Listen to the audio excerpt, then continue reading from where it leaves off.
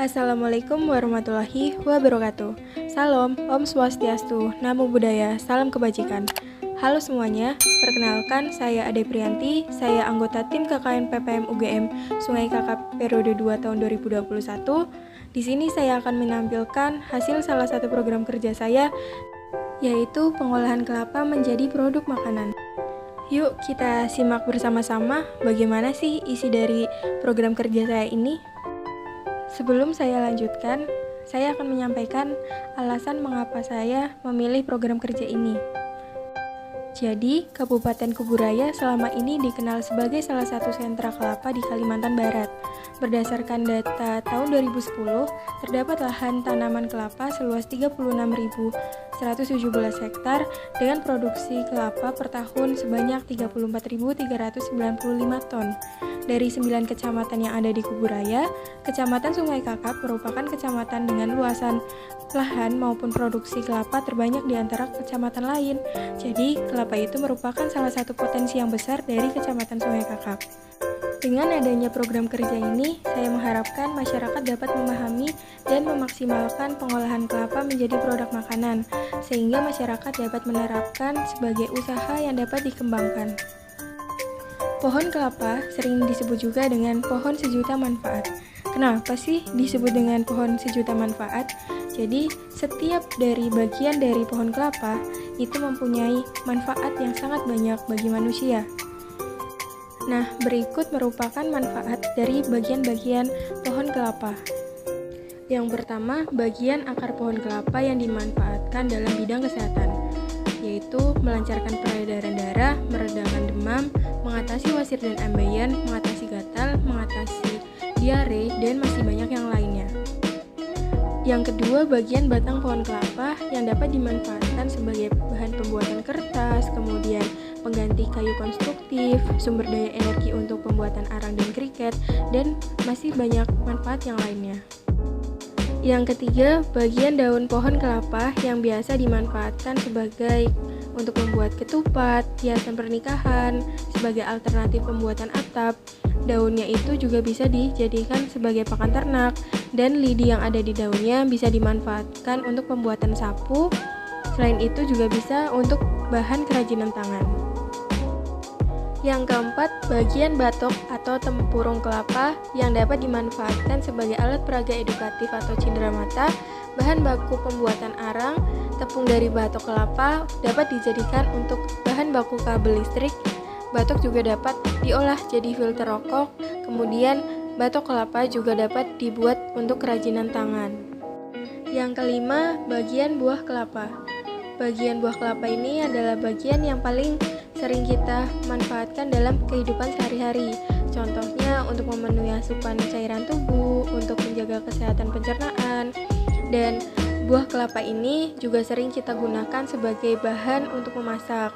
Selain itu, minyak dari daging kelapa ini itu dapat digunakan sebagai larutan antiseptik dan obat kumur, dan masih banyak manfaat yang lainnya. Yang terakhir, bagian air kelapa. Air kelapa ini dapat kita manfaatkan untuk kesehatan tubuh kita, misalkan untuk menghilangkan dehidrasi, mengontrol tekanan darah, memperbaiki sistem pencernaan, melindungi dan menjaga elastisitas kulit, dan masih banyak yang lainnya. Nah, dari uraian-uraian yang sudah saya sebutkan tadi, terlihat ya, banyak sekali manfaat-manfaat dari pohon kelapa. Makanya pohon kelapa layak untuk disebut dengan pohon sejuta manfaat. Oleh karena itu, saya akan mencoba untuk mengaplikasikan pemanfaatan pohon kelapa dengan mengambil buah kelapa dan air kelapa yang akan diolah menjadi produk makanan, yaitu serundeng. Saya memilih makanan serundeng karena serundeng merupakan makanan yang tahan lama dan sangat cocok untuk disandingkan dengan makanan pokok Indonesia, yaitu nasi putih. Yuk kita simak proses pengolahan kelapa menjadi serundeng kelapa. Pertama, kita siapkan terlebih dahulu bahan-bahan yang akan digunakan dalam pengolahan kelapa ini. Bahan yang pertama dan utama tentunya adalah buah kelapa yang sudah diparut. Selanjutnya, gula jawa yang sudah dipotong-potong, kemudian ada daun salam. Kemudian ini ada bumbu dapur yang sudah dihaluskan. Bumbu dapurnya itu berupa bawang merah, bawang putih, kemiri, ketumbar, merica, jahe, kunyit, dan garam. Lalu ini ada minyak goreng dan air kelapa. Kemudian kita masuk ke proses pembuatan. Yang pertama, tuang minyak di atas wajan. Kemudian setelah minyak panas, masukkan bumbu dapur yang sudah dihaluskan tadi. Lalu diaduk sampai aromanya tercium. Lalu masukkan daun salam dan aduk kembali.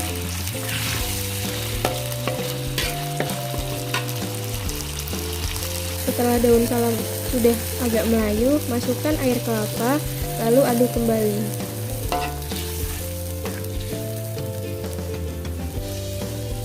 Setelah mulai mendidih, masukkan gula jawa yang sudah dipotong dan lalu kita lanjut untuk aduk kembali.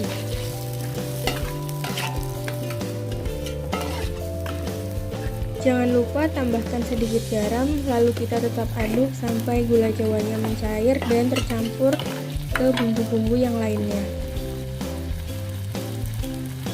Nah, setelah warnanya sudah kecoklatan, kita masukkan buah kelapa yang sudah diparut.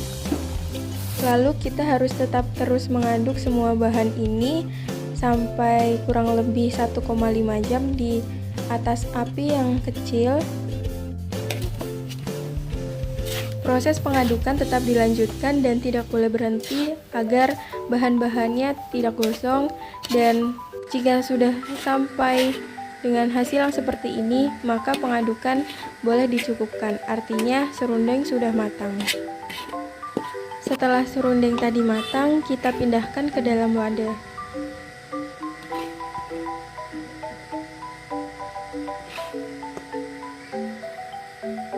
Nah, serundeng sudah bisa dinikmati. Biasanya masyarakat Indonesia itu disandingkan dengan nasi putih, kemudian dengan nasi ketan. Serundeng kelapa ini dapat dijadikan ide usaha dengan cara kita kemas dengan wadah kemasan yang menarik, kemudian stiker yang menarik juga, sehingga konsumen dapat tertarik untuk membeli serundeng kelapa kita. Dan ini adalah hasil akhir pengolahan kelapa menjadi serundeng kelapa, dimulai dari tahap persiapan, memasak, sampai ke pengemasan. Demikianlah video yang dapat saya sampaikan. Apabila ada kesalahan dari saya dalam menyampaikan video ini dan dari program kerja saya meminta maaf seikhlas-ikhlasnya, dan saya mengucapkan terima kasih banyak atas perhatiannya. Sampai jumpa kembali. Wassalamualaikum warahmatullahi wabarakatuh.